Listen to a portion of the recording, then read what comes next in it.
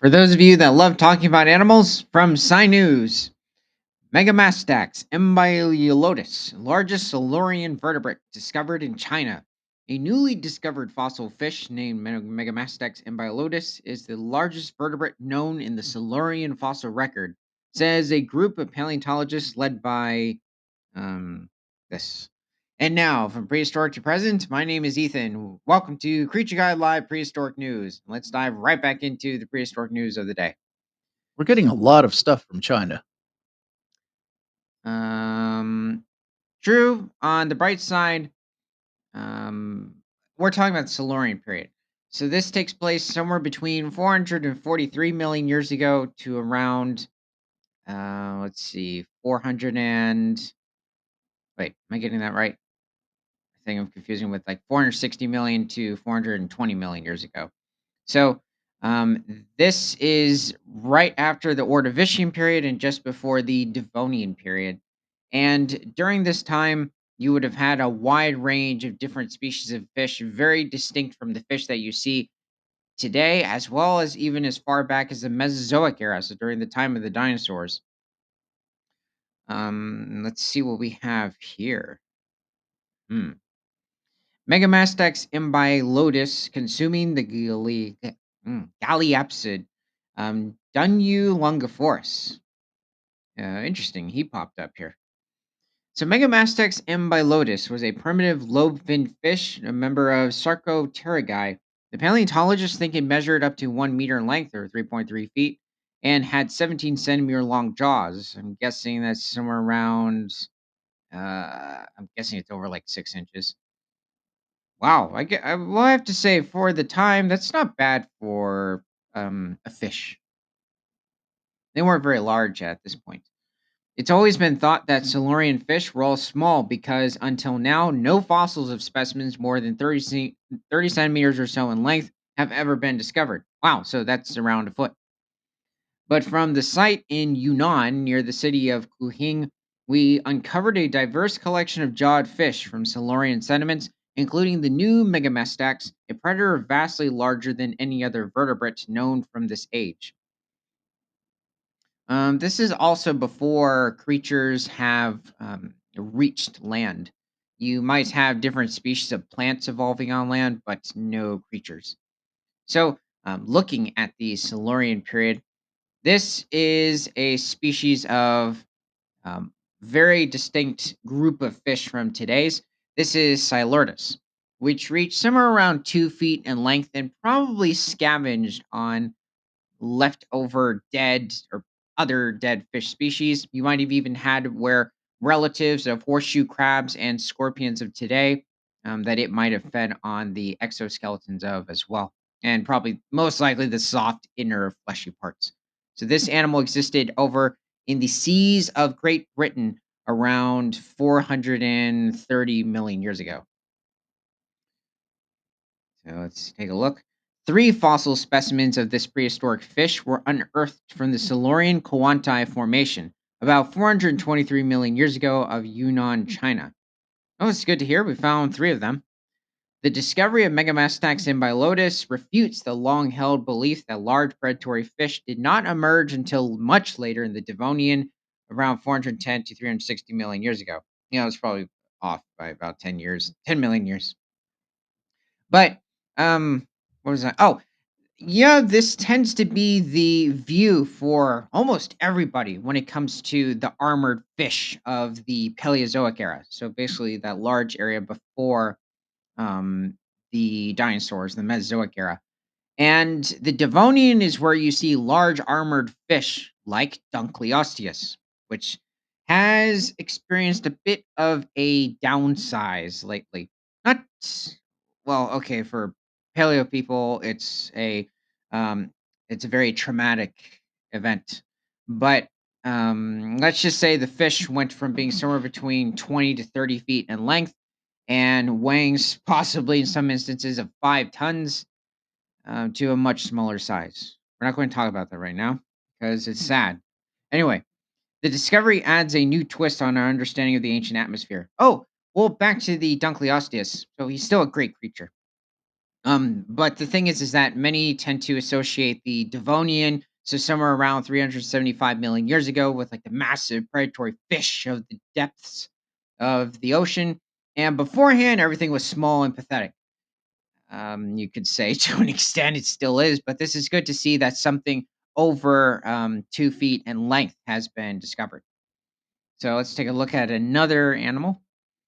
So this is Dunyu, which is a small species of eugulacid fish from the time, marine fish. There were even freshwater species as well. And they would make it into the Devonian as well. So somewhere around 408 million years ago. And this species was probably mostly a scavenger. So it was barely um, little over a foot in length and was probably just scavenging on the marine seabed. So this is the preserved skull of a Dunyu. And despite this animal having a bit of a later amphibian sort of a skull look, it is a fish, so you could say it is not too distantly related to amphibians, but it's not one. Amphibians haven't evolved yet. They wouldn't appear true amphibians until the very end of the Devonian or the beginning of the Carboniferous period. So over 350 million years ago. So let's see. Trying to think. There's something else. Oh, here's the specimens of the fish. I'm guessing those are the teeth. That looks pretty good. Fossil mandible of a Megamastax amblyodus. Um, okay. As modern large fish tend to be more sensitive to oxygen availability than smaller ones, the apparent absence of big Silurian fishes has been used to collaborate or to calibrate some models of Earth's atmospheric history, with supposedly lower oxygen levels restricting body size prior to the Devonian. Now, you do have to remember that the ocean was still full of quite a few, an immense amount of aquatic plants that would have produced the oxygen as well as the plankton in the region, or phytoplankton specifically. That's what makes up most of the world's oxygen, like over 80% at least. Now, um, this is even though at the time it is very possible that is why organisms did not become very large, especially the fish. However, evidence of a 1 meter long fish, whoa, so that's 3.3 feet, swimming about 423 million years ago strongly refutes the idea. Wait a second, was this individual and I missaw the size? Um, no, it's just saying 30. Hold on. Meter. Okay, I forgot he was 3.3 feet. Anyway, while by themselves, these fossils do not give an exact indication of what the atmosphere was like in the Silurian. They are still a significant new piece of the puzzle that will be incorporated into further research.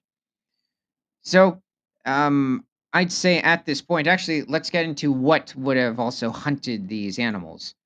So, this is a member of the Eurypterid lineage of, what would you call this? This is a close relative of today's horseshoe crabs, ticks, and scorpions. And despite these animals being referred to as, in quote, sea scorpions, they're not scorpions. Now, they also did not evolve a venomous stinger, that they did evolve certain tail endings that resemble certain scorpion stingers. But this is specifically a member of the Eurypterid family that could reach over 7 feet in length.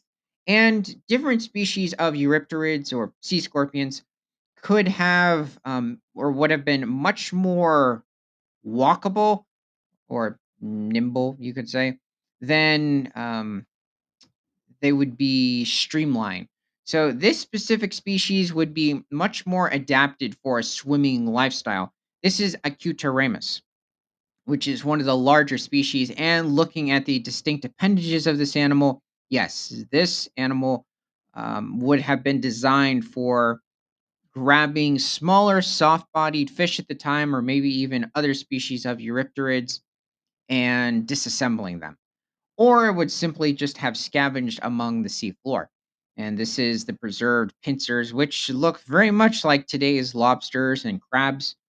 They're not too distantly related. Now, travel forward, and then we have an animal called Carcinosoma. This was a very robust species Will you say of that again? um, Carcinosoma. This is a very robust species from North America and I believe possibly Australia. The last species you can find in certain parts of the Czech Republic as well as North America. But this species could reach somewhere around 6.5 feet in length. And I think it's a bit of a guess as to how much they might have weighed, but it was much more nimble on its appendages. So this animal wasn't very good at swimming. This was a much more um, it's a much slower animal. It might have simply walked the sea floor and would have crushed anything in its path. A creature that I keep forgetting about. This is another Carcinosoma. Are the Trilobites, who still were flourishing at this point, though they might have been in slightly less variety than in earlier stages like the Ordovician or the Cambrian, but you still had a large number of Trilobites in Silurian. Um, they would have been the primary food for many species of Eurypterids. And the Eurypterids first evolved um, over 480 million years ago, back in the Ordovician period, and would continue to exist up until the very end of the Permian period, somewhere around 258 million years ago. And so, right before the Triassic appeared, they were still around, which is quite fascinating. And so were the trilobites. So, most likely, this animal was specifically a carnivore.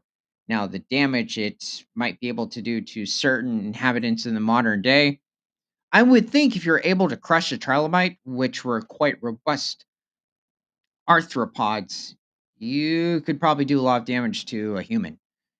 Anyway, let me know what your favorite species of terrifying Seas tick relatives would be from the Silurian and from prehistoric to present. My name is Ethan. This is Creature Guide Live Daily News. Remember to like, comment, subscribe if you love talking about animals, and share this show with everyone you know because nothing is better than all animals all the time.